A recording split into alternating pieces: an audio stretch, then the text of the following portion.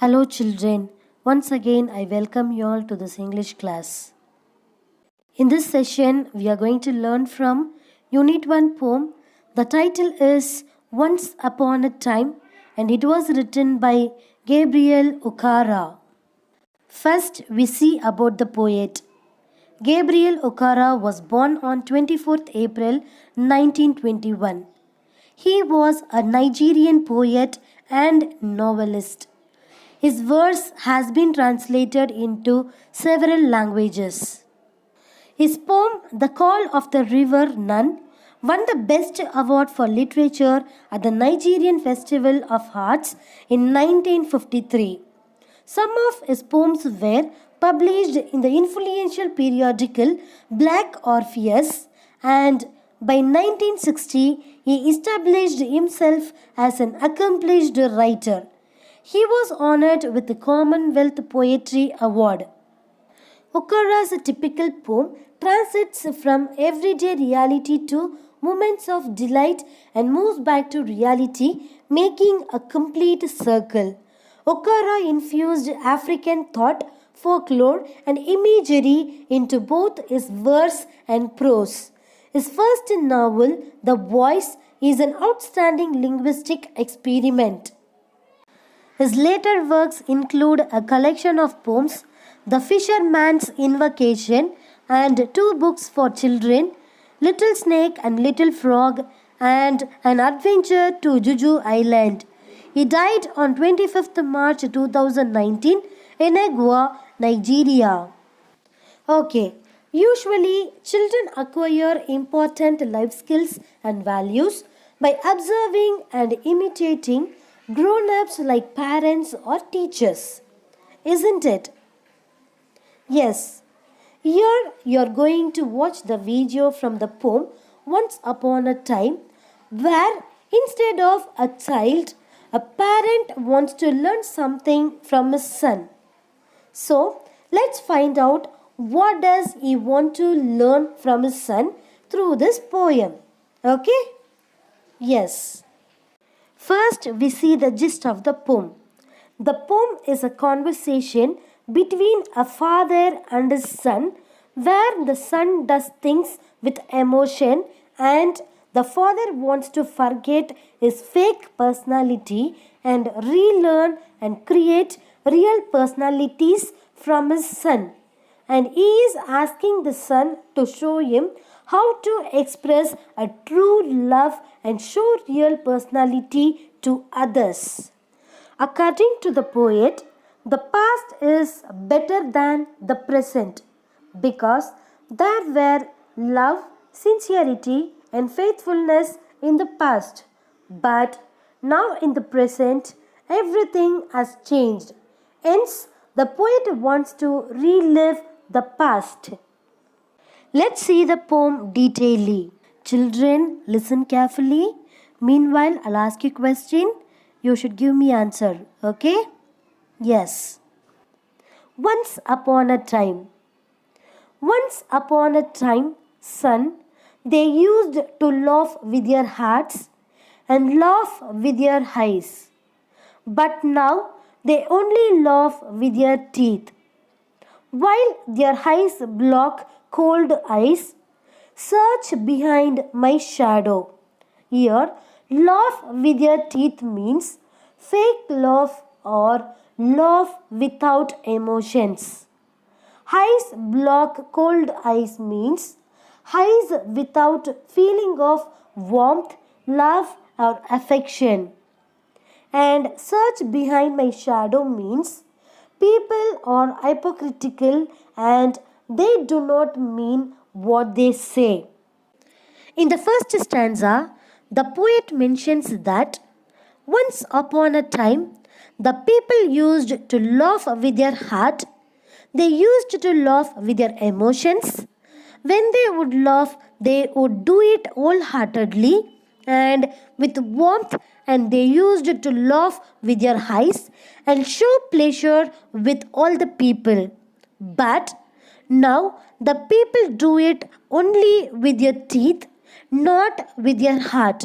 That means they do not really want to laugh, but They just do it to get closer with the people.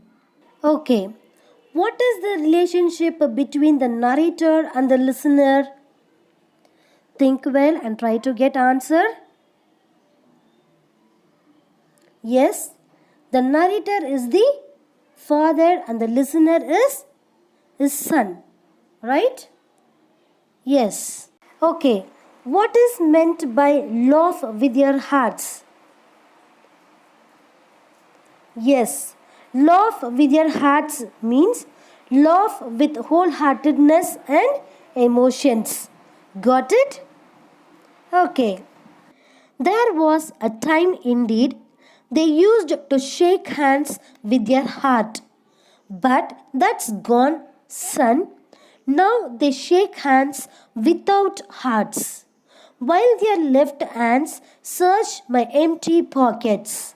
Here, while their left hands search my empty pockets mean evaluating the narrator's worth and power or calculating how he could be exploited. In the second stanza, the poet talks about the personalities of the people of the past. In the past, when the people would meet each other, they would shake their hands with pleasure and with warmth, and they do it willingly. But in the present, when the people meet each other, they are trying to use others to get their money or receive something from them. This also shows that the people's personalities are not real and true.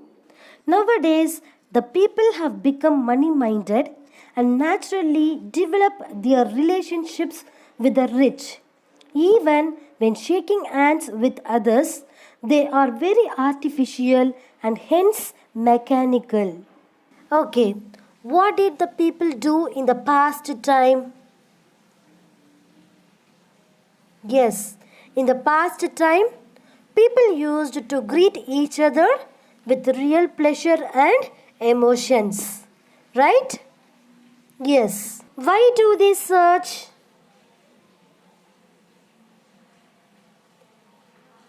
They search to evaluate whether the poet is rich or poor, isn't it? Yes. Feel at home, come again, they say, and when I come again and feel at home, once, twice, there will be no thrice. For then I find doors shut on me. In the third stanza, the poet says that the guests are no longer welcome these days. They are given a warm reception only once. If they visit their friends or relatives thrice or more number of days, the doors are shut on them. And this also shows that when people speak, they lie and they are not telling the truth but just saying something nice to grasp the other people's heart. Okay, what happens to the poet when he visits someone for the third time? Yes, when the poet visits for the third time, he finds that their doors are closed. Why? Because the people, they don't want to welcome him again, isn't it? Yes. So, I have learnt many things, son. I have learned to wear many faces like dresses, home face, office face, street face, host face, cocktail face with all their conforming smiles like a fixed portrait smile. Here, cocktail face means face showing mixed emotions. Conforming smiles like a fixed portrait smile means wearing a standard, deceitful, artificial smile on all occasions. In the fourth stanza, the poet says to his son that he has learned many things. He has learned to act or behave to the need of the situation. The changing of mask is like changing of dresses. In home, he will have one face. In the office, he acts in one way to a person with a different face. When he meets someone on the street, he acts another way. When he acts with mixed emotions, he has to put on a cocktail mask. So, he has to wear a standard, deceitful, artificial smile on all occasions. It looks like a smile in a fixed picture or a painting. Okay, what has the poet learned here? Yes, the poet has learned to wear many faces, isn't it? Yes. And I have learned to laugh with only my teeth, shake hands without my heart. I have also learned to say goodbye when I mean good riddance, to say glad to meet you without being glad, and to say it has been nice talking to you after being bored. Here, good riddance means expression of a relief at being free of an unwanted person. In the fifth stanza, the poet explains that he has also been influenced by the people around him and he has learned to keep his true personality a secret and show the world a fake personality. He has learned to laugh with only his teeth, which means in a fake manner without any emotion. He learned to shake hands with others without wholeheartedness. He has learned to say goodbye, wherein he actually has to say good riddance. But believe me, son, I want to be what I used to be when I was like you. I want to unlearn all these muting things. Most of all, I want to relearn how to laugh, for my laugh in the mirror shows only my teeth like a snake's bare fangs. Here, fangs means teeth of a venomous snake used to inject poison. In the sixth stanza, the poet says that most of all he wants to relearn how to laugh genuinely, wholeheartedly, with a good warm feel. At present, his fake artificial laugh in the mirror shows only his teeth are like a snake's poisonous teeth. He feels that he is deeply unhappy with his fake personality. Okay, how is the poet's laugh reflected in the mirror? Yes, the poet's laugh reflects only his teeth in the mirror and not his heart. And not only that, they appear as a fangs of a snake, isn't it? Yes. So, show me, son, how to laugh. Show me how I used to laugh and smile once upon a time when I was like you. Finally, the poet asked his son to show him how to laugh sincerely and genuinely. Children will not do fake things. They show what they feel inside. The poet also wants to be like a child. Again, the praise once upon a time reiterates the fact that the poet wants to be what he used to be once. Okay, what does the poet long for? Yes, the poet longs to laugh with his heart as he did while he was a child, isn't it? Yes. Okay, mention the qualities the child in the poem symbolizes. Yes, the child could laugh with its heart. The action of the child are genuine, pleasant, heartfelt, and sincere, isn't it? Yes. Let's see few glossaries from the poem. Laugh with your teeth. To fake a laugh or laugh without associated emotions. Ice block cold ice. eyes lacking a feeling of warmth or enduring expression. Search behind my shadow.